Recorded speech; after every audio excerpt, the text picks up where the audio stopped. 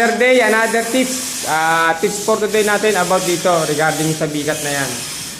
Yan, bigat. Kasi ang dami nag-comment, dapat daw itong hamba, hindi ko pilas dito. Dapat daw ginitna ko na lang.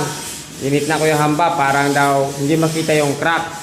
Kaya pala hindi ko siya ginitna. Kasi lahat ng door namin, nagpapalagay tayo ng ganito groove. Yan.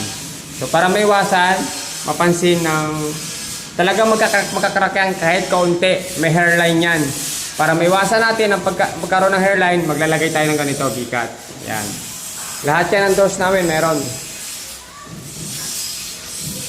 Ayan o. Ayan. Lahat yan, pati doon sa baba.